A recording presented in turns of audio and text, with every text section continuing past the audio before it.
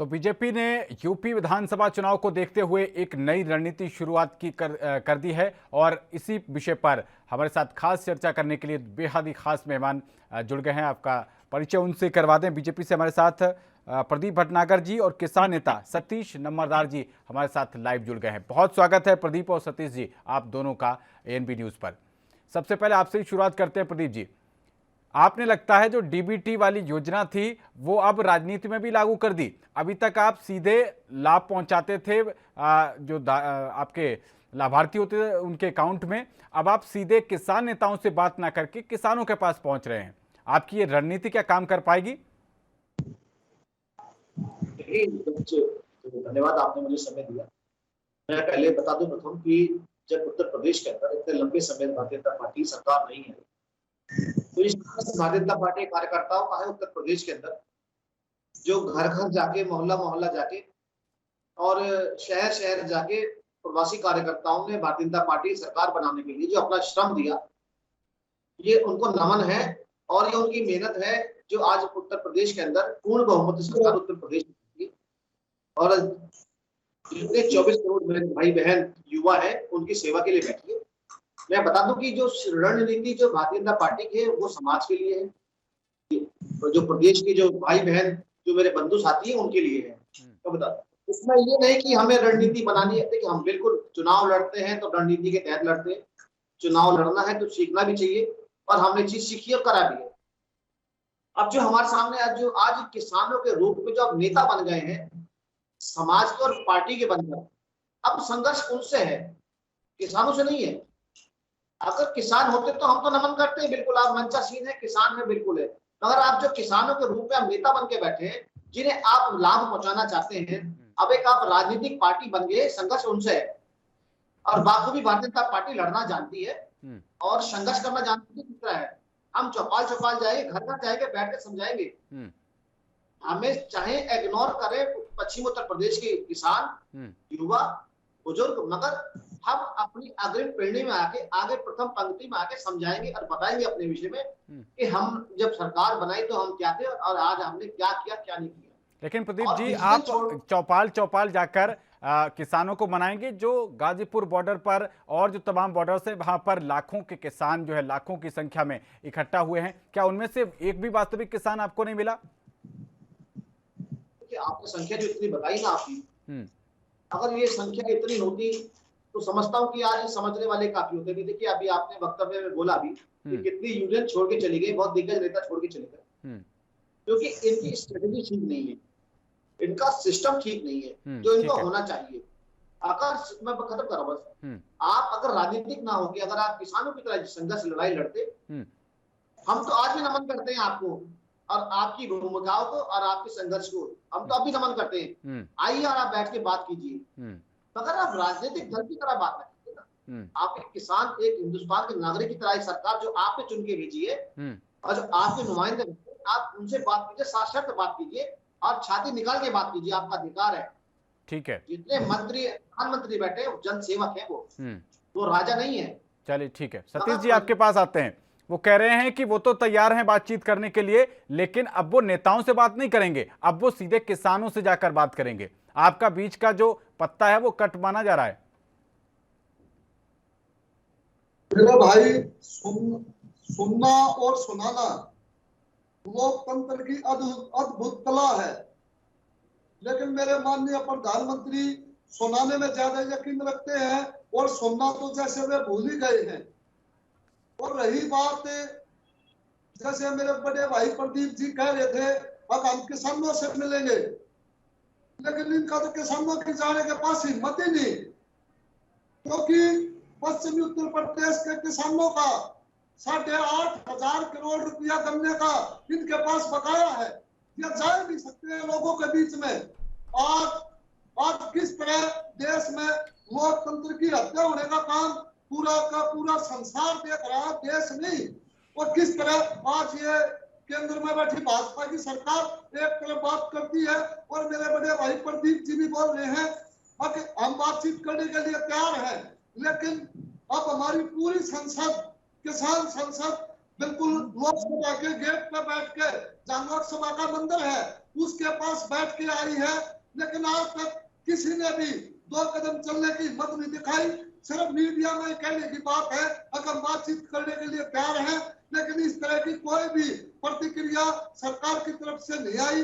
सिर्फ मीडिया के चैनल से बोलने से बात नहीं होती। ठीक है, हमेशा सब ठीक है। लेकिन सतीश जी, हिंदू काले कानूनों की, हाँ ठीक है सतीश जी, लेकिन आप पर जिस तरीके से आरोप लग रहे हैं, राकेश टिकैत जी इससे पहले भी चुनाव लड़ चुके हैं। आपके ही एक और सहयोगी गुरनाम सिंह चढ़ूनी, उन्होंने भी ऐलान कर दिया कि वो भी चुनाव लड़ेंगे। दूसरी तरफ आपके बीएम सिंह जी वो छोड़ के चले गए। ऐसे में आपके कुनबे में जब फूट पड़ी हुई है तो ये तो फायदा उठाने की सोचेंगे ही। नहीं तो माननीय गुरनाम सिंह चढ़ूनी जी जब कोई राजनीतिक वो किया है, वो वहां पे सिर्फ एक अभिनंदन समारोह में गया था, जो मीडिया ने उसके बयान को तोड़ मरोड़ कर पेश करने का काम किया। माननीय चढ़ूनी जी ने इसका खंडन भी कर दिया। अब ना मैंने राजनीति में जाना नहीं करनी। और रही बात दूसरी राकेश जी के ऊपर, चुनाव लड़ने का अधिकार सबको है, किसान का। लेकिन आपका संयुक्त मोर्चा क्या मीडिया रिपोर्ट के आधार पर उनको फिर निलंबित क्यों कर दिया गया? क्या मीडिया रिपोर्ट के आधार पर आपका संयुक्त मोर्चा चलता है? नहीं, उन्होंने अपनी विचारधारा रखी थी, विचारधारा रखने का सबका अधिकार है, लेकिन उन्होंने खुद वो कैंसिल करने का काम किया और चढ़ूनी जी से माफी मांगने का काम किया। अब मैं इस तरह की कोई वो नहीं है, और मैंने अपने विचार रखे थे। चढ़ूनी जी ने अपना स्पष्टीकरण पूरे का पूरा दिया। लेकिन इन दिनों काले कानूनों पर भी एक बात बता दूं, जब मोदी साहब अपनी पूरी कैबिनेट बदलने का काम हो सकता है, स्टेट के मुख्यमंत्री बदले जा सकते हैं, तो दिल्ली काले कानून क्यों नहीं बदले जा सकते? इसमें किसानों को गुमराह करने का काम क्यों किया जा रहा है? यह केंद्र में बैठी भाजपा की सरकार सिर्फ अपने मन की बात करना जानती है, लेकिन किसानों की मन की बात सुनने का भी मादा होना चाहिए। ठीक है, ठीक है, जवाब लेते हैं। प्रदीप जी, इनके सवालों का जवाब दीजिएगा, लेकिन साथ ही ये भी बताइएगा कि जो एमएसपी का कानून की बात की जा रही है, एक मिनिमम प्राइस कि किसान ने जो भी अपनी उपज उपजाई है उसके लिए एक कम से कम ये गारंटी तो कि उसके बदले इस व्यक्ति को, इस फसल को इतना पैसा मिलेगा। एमएसपी की गारंटी के विषय में जब बात करते हैं या जिस विषय में बात करते हैं, पहले देखिए माननीय कृषि मंत्री जी ने कहा कि आप बैठिए तो सही मंच पे, हम हर चीज शासक लिखे देने तक तैयार है, मगर आप इसको जो आप अड़िंग है कि ये कानून को रद्द कीजिए, इस पे बात नहीं होगी। अभी आइए देखिए, मैं बात करता हूँ किसानों की। अगर किसानों की बात करें, जो किसान जो 4 बीघा 5 बीघा या 10 बीघा जमीन लेके बैठे, उनके हृदय पे तो हाथ रख के देखिए उन पे क्या बीतती है। अगर हम भारत की बात करें, भारत के प्रधानमंत्री की बात करें, मैंने सुना है, देखिए मेरी उम्र कम है, मैंने सुना है, अपने बुजुर्गों से सुना है कि हमारे यहाँ जो किसान एक नेता बने, हमारे प्रधानमंत्री बने, और देखा कि वो अपने खुद धोती और धोया करते थे हैंडपंप पे, और पैदल चलते थे, सरकारी सुविधाओं यूज नहीं करते थे। हमारे किसान कैसे प्रधानमंत्री भी रहे। हमारे यहाँ किसान नेता बने जो पश्चिम उत्तर प्रदेश से आते थे, हमने उन्हें भी देखा, जो जिनके पुत्र चौधरी अजीत सिंह जो राजनीति करते हैं, हमने वो भी देखा। टिकैत साहब ने कहा कि जितने भी हमारे किसान नेता हैं चुनाव लड़ेंगे। आप कांग्रेस के लिए तो आप कांग्रेस की गोद में जाके बैठने को तैयार है, मगर कांग्रेस से कभी ये नहीं पूछते जो आपने 300 गोली चलाई थी इंडिया गेट पे, कितने किसान मारे गए थे, कभी आप ये नहीं पूछा।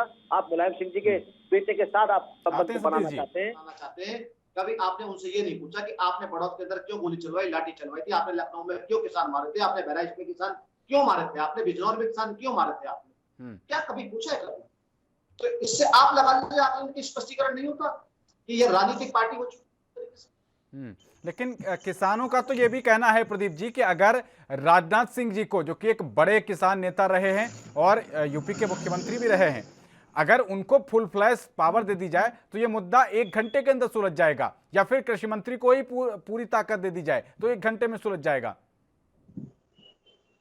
देखिए, मैं पहले भी कृषि मंत्री जी बैठे और मैं इस विषय पहले ही बताया है, और आपने जो अभी नाम लिया माननीय श्री राजनाथ सिंह जी का, आदरणीय राजनाथ जी भी इनके साथ बैठ चुके हैं, मगर जो एक अड़िग खेमिया है जो इनका कि आप इसे जो संशोधन ना करके आप इसे खारिज कीजिए, ये थोड़ा सा ये दिक्कत है यहाँ पे।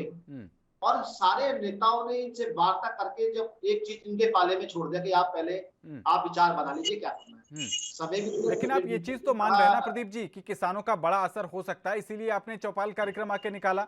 अब आप जा जाके किसानों को जो है उनकी नब्ज टटोलेंगे, ठीक है, उनको साधने का काम करेंगे। ये तो आपको लग रहा है ना कि राकेश टिकैत का असर कम से कम पश्चिमी उत्तर प्रदेश में तो आपको नुकसान पहुंचा सकता है। देखिए, राकेश टिकैत जी का जो अगर नुकसान पहुंचा सकते हैं और जिस खाप से वो आते हैं वो केवल वहां थोड़ा बहुत हो सकते हैं। बाकी पश्चिम उत्तर प्रदेश के अंदर वो पश्चिम उत्तर प्रदेश में चौधरी अजय सिंह की का बोलबाला चलता था और एक तरफा वर्चस्व चलता था। और आज टाइम में उत्तर प्रदेश के पश्चिमी क्षेत्र के अंदर भाजपा का पूर्ण रूप से एक एक विधानसभा पे अपना कार्यकर्ता और अपना विधायक है। ये लड़ाई भारतीय जनता पार्टी कार्यकर्ताओं ने, उसमें किसान भी है, पिछड़ा वर्ग भी है, मेरी बहनें भाई सब है, तभी ये आया है पश्चिम उत्तर प्रदेश के अंदर इतने बड़े संख्या में जो विधायक। चलिए ठीक है, यहाँ पर वक्त थोड़ा एक छोटे से ब्रेक का, और ब्रेक के बाद आएंगे तो एक नए मुद्दे के साथ शुरुआत करेंगे। सतीश जी आपका बहुत शुक्रिया।